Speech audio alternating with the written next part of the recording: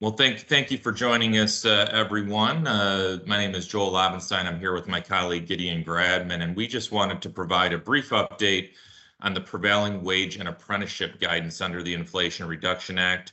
Guidance has recently come out, and for some entities, there's actions that need to be taken or at least considered as we move toward the 60-day deadline under the guidance. So without further ado, we'll get started. I'm gonna turn it over to my colleague again. My name is Joel Lobenstein. I'm a leader within our energy and infrastructure practice. I've been with the firm 15 years and been working in renewable energy specifically for the better part of my career. So we're seeing a lot of opportunities with the IRA. We're not going to talk about the IRA in too much detail. What we really want to get across in this brief update is the implications of prevailing wage and apprenticeship. So Gideon, I'm going to turn it over to you, and let's jump right in. Hi, again, I'm Gideon Gradman. Thanks, Joel. I help lead the Energy and Infrastructure Group at Baker Tilly. To start off, if you're not familiar, Baker Tilly is a large accounting, tax, and financial services firm. We're one of the largest firms in the U.S., have a large base across the country with colleagues coast to coast, and we have a significant presence in the energy industry and serve quite a number of public sector clients, utility clients, and private energy clients. When you think about some of the specifics of the Inflation Reduction Act, the prevailing wage and apprenticeship requirements are quite an important factor. This is a broad policy piece of legislation, and the law was specifically designed to promote the use of prevailing wage and apprenticeship requirements in construction projects for which the Inflation Reduction Act credits apply. And meeting those requirements have a specific method and a specific definition, and we're going to go through that today. The guidance for this came out recently in the last few weeks, and we're in now a period where with begun construction requirements become quite important as well. You may be familiar with Davis-Bacon wages. They're the wage scale which governs prevailing wages in the U.S., and that becomes an important wage scale when doing the construction and the operation of renewable energy projects that are that meet the requirements and attain tax credits under the Inflation Reduction Act. And the term begin construction is a defined term, and it's an important element of understanding when a project officially begins and the period under which it's under construction. And we're going to go through that now. Overall, when you think about the Inflation Reduction Act's framework, it's important to think about the Section 48 and Section 45 tax credits and how the Inflation Reduction Act modified and expanded that piece of the law. Under the Inflation Reduction Act for the Section 48 investment tax credit, there's a base structure of a base credit and a bonus credit, a bonus criteria. And in this example, we talk about biogas property and how that would be how a project for biogas property would have its Inflation Reduction Act ITC calculated. And as you can see in the upper right, many different types of energy property is qualifying property under the Act. And so if a project that you're working on meets the criteria of some of those properties, you would be eligible for this construct. The base credit is enabled when you meet one of the property types. So initially you have a 6% assumed base credit tax credit. And if you meet the prevailing wage and apprenticeship requirement, you get 5 times the base credit. So this is obviously an important incentive to meet the prevailing wage and apprenticeship requirements. And the law very much is oriented to convince developers to meet this requirement. In addition, there are bonus adders, bonus criteria in the law that are meant to focus additional investment if a project meets certain conditions. The first is if it uses a significant amount of domestic content. So domestic content would include domestically made equipment, domestic steel, and other components that are American made. And if you do that, you increase your base credit by 2%. And if you then meet the prevailing wage and apprenticeship requirement with the 5 times multiplier, that bonus is worth 10% additional ITC. If you're in an energy community, which is a defined term that is meant to direct funds toward communities that historically had a strong footprint in traditional oil and gas, coal, and other fossil fuels, then you are also eligible for an additional 2% base credit, and with meeting prevailing wage and apprenticeship and 5 times the multiplier, that becomes a 10% credit. So overall, if you meet the prevailing wage and apprenticeship and meet some of these bonus adders like domestic content and energy communities, you can get from 6 to as much as 50% of your eligible property covered under the investment tax credit. Like the investment tax credit, the Section 45 production tax credit also establishes a construct for qualifying property that's eligible for the production tax credit with a base credit and a bonus credit multiplier. So similarly, for a production credit, you would have a value of the production tax credit of the appropriate amount per kilowatt hour, and then a project is able to get a 5 times multiplier on the base credit by meeting the prevailing wage and apprenticeship requirements. Similar to the investment tax credit, there are also bonus adders for the production tax credit. If you meet the domestic content requirements and the energy communities requirements that we discussed earlier, there too, you're able to have a base credit addition as well as a multiplier on that base credit to increase your total production tax credit. For both, the investment tax credit and the production tax credit, there is a 60-day window, which we're currently in, where a project is able to meet the begun construction requirements. And if you're within 60 days of the publication of applicable compliance guidance for prevailing wage and apprenticeship, you will be deemed compliant with the prevailing wage and apprenticeship requirements. This is very important because for a project that is already in construction or is very near to starting construction, there can be an advantage for the project to meet the begun construction requirements in the very near future, and then not have the full burden of meeting the prevailing wage and apprenticeship requirements for the life of the project. And Gideon, I'll step in here and talk a little bit about prevailing wage basics. I think the key thing to understand, or there's a number of key things to understand, but again, for the purpose of this update, just getting kind of the basic kind of so what, if you will, out of this is for the investment tax credits, which you talked about, which again, if you meet prevailing wage, can offer, in most cases, anywhere from 30 to 50 to sometimes 70% of a project's cost being offset in the form of a credit. Those prevailing wages must be paid during construction and for 5 years following the placed in service date for any repair or alteration of a facility. And those are key words promulgated in the legislation. For production tax credits, which again are a production-based credit that also is eligible for the 5 times bonus in the case of prevailing wage based on units of energy produced.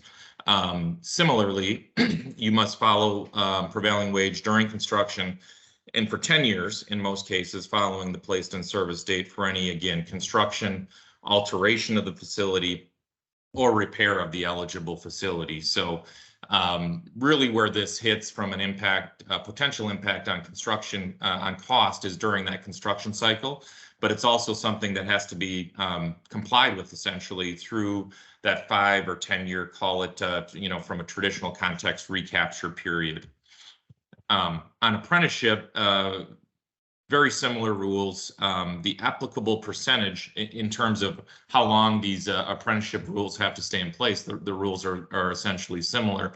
In terms of what that means fundamentally, for projects that begin prior to the end of this year, 10% of those labor hours must be performed by qualified apprentices in terms of the overall labor that would go into the construction of any facility. For projects that begin in 2023, that gets bumped up to 12.5%. And for projects that begin in 2024 going forward, that percentage is 15%. So again, you see the administration using kind of the carrot in this case versus the stick methodology, however you would look at it, and slowly ramping up that requirement with the idea of building up a stable economy around jobs related to the clean energy industry in terms of the method behind the madness here in some of the legislation. So how do we not necessarily have to deal with those prevailing wage and apprenticeship requirements?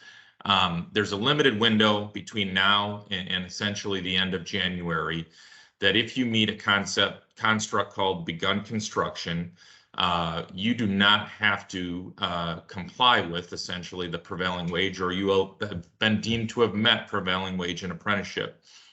There's two ways to meet this begun construction requirement. The good news is it's not a new construct. This construct has been used as the tax credit world has ebbed and flowed over the years. The construct has been around nearly 10 years or more and is something that didn't change as they applied that construct to prevailing wage and apprenticeship. So this is something that's been around a while, just different rules applied to different circumstances here when we talk about prevailing wage and apprenticeship. So what do you need to do to meet the prevailing wage and apprenticeship requirement without actually having to comply with the requirement? You need to start physical work of a significant nature, called the physical work test, or you need to have paid or incurred 5% more of the total cost of the facility, the 5% safe harbor test. For both tests, taxpayers must demonstrate continuous construction or continuous efforts, and I'll get into what that actually means in concept in a few slides down the road here. So these are the critical concepts. If you don't want to have to comply, or you want to have your project having been deemed to comply or have met physical work and apprenticeship, one of these two actions or both actions have to be taken between now and January 28th. Physical work, so we're going to talk about the two tests. Physical work, the focus of this test, interestingly enough, is on the nature of the work, not the amount or the cost. There isn't a lot of people get this confused. Well, I've got to spend 5%, I've got to spend this amount, I've got to spend that amount. There's no low-end threshold to meet this test that would allow you in concept to comply with physical work and apprenticeship. Comply with prevailing wage and apprenticeship. This is all about the work being performed. Now, this work cannot include preliminary activities. That's a question we often get. Design costs, permit costs, or activities, securing funding, those types of activities and related costs do not meet the physical work requirement. The other unique thing about physical work is it can be performed either on site, if you're talking about a project site or actual location, or off-site, which is the more common way we see that requirement being met. In other words, on the factory floor at a factory. So that's physical work. Further to the point of physical work, it's got to be done under what's called a binding written contract, which is just a specific way to contract for, let's say, certain activities or manufacture or work done on certain components that would go into an eligible facility. Then that contract needs to be executed prior to work commencing. There's certain rules around the liquidated damage provisions that have to be in that contract, and other ways that you specifically need to contract in order to meet this test. The other misconception or question we get is, in something you really need to watch out for, if you use an example of maybe meeting this requirement by entering into a contract to have work done on a heat exchanger for a anaerobic digester to energy project. You can't just enter into a contract and buy something that is on the shelf via that contract. You have to demonstrate that it's a product or a piece of equipment that is being specifically designed and manufactured for your facility. It can't be something typically held in inventory or something that is quote unquote off the shelf. So that's another common hiccup or thing that you need to look out for as you're thinking about physical work. But again, physical work test is often the most common way we see entities meeting this requirement, and meeting it in such a way that it provides for the least financial exposure, least risk, and can accommodate the requirement. The other option is the 5% safe harbor. Now, this is something that's a little more concrete. It's tangible. It's quantitative. That's simply paying or incurring more than 5% of the eligible cost of the facility. The difference here, we talked about ineligibility of design costs or certain other soft costs, if you will. All costs that would be included in depreciable basis when you're calculating the tax credit on the facility, for example, would be taken into account as you look to meet this 5% safe harbor test. And obviously, and maybe not obviously, but costs that are taken into consideration of projects that are manufactured, constructed by a third party under a contract are taken into account. So think of a $1 million project. 5% of that $1 million would need to be incurred, and it would need to be incurred on any costs that would be taken into consideration as part of the depreciable basis when calculating the tax credit. So that's an important construct. Getting into continuity requirement, continuity safe harbor, we talked about that a little bit.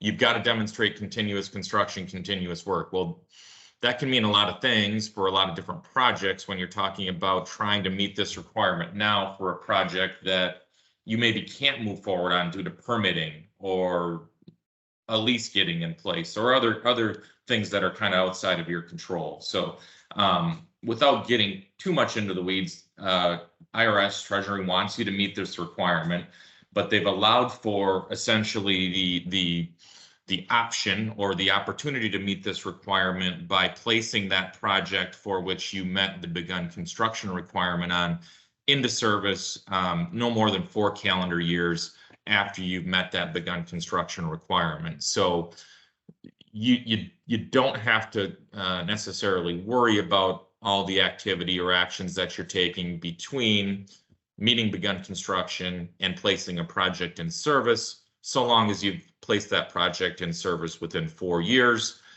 There's a couple provisions for other technologies that are either relatively newer or just by their nature take longer to develop. When you talk about carbon capture, offshore wind, or projects on federal land, such as projects being developed by tribal governments, that inherently take longer to develop. So there's provisions for that.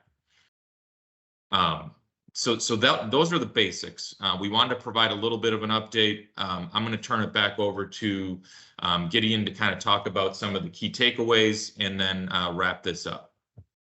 Thanks, Joel. As we talked about, the prevailing wage and apprenticeship requirement is a key component of the Inflation Reduction Act. It's an underlying focus that enables the 5 times multiplier for all of the tax credit provisions. And so it's something that the law and the federal government clearly wants projects to follow. And if those prevailing wage and apprenticeship requirements are met, then the full investment tax credit and production tax credit can be realized by a project. However, projects that do meet the begun construction requirements by January 28th, 2023 will have been deemed as having met the prevailing wage and apprenticeship requirements, because we're currently in this 60-day safe harbor period since the compliance rules and guidance have come out from the federal government. So understanding what begun construction means for your project in practice and how your project may be able to meet the begun construction requirements currently over the next many weeks may be very valuable to your project going forward. And Baker Tilly and our team is happy to help you think through whether or not you're able to meet the begun construction requirements now.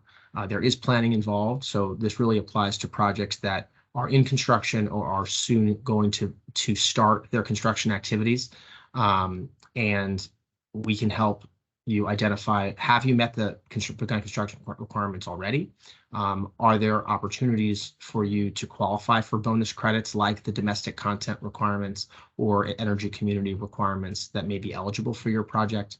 And how can you make sure that you maximize not only what you qualify for, but the earning of your credit, both pre and post construction for certification? So the Baker Tilly team has a broad team that can help both in valuing the credit, in estimating it, in capturing that credit through making sure you meet your begun construction requirements, as well as post construction, helping you do your final cost segmentation and maximizing the credit available to you when you file your final documentation to receive your credit. So all of us would be happy to support you and your project going forward. If you need help, you should feel free to give me or Joel Labenstein a call or an email. If you have questions, we'd be happy to talk, as would the rest of the team. Thank you, Gideon, and that concludes this update. You know, we'd be, as Gideon said, happy to engage in conversations we find with clients or other entities that aren't existing clients of the firm, that oftentimes a 30-minute conversation around this matter can determine if if it's not really applicable to your organization just based on the market you're in, or how you contract for projects, or if it's something to very aggressively try to get into place. So don't think that the initial evaluation of this very important matter is something that's a long drawn out process. We can usually nail it down pretty quick as to whether or not it's extremely relevant, or maybe isn't something you need to drop everything for. So with that, this concludes the update. We look forward to hearing from you and hearing more about your IRA 2022 project. Thank you very much. Thank you.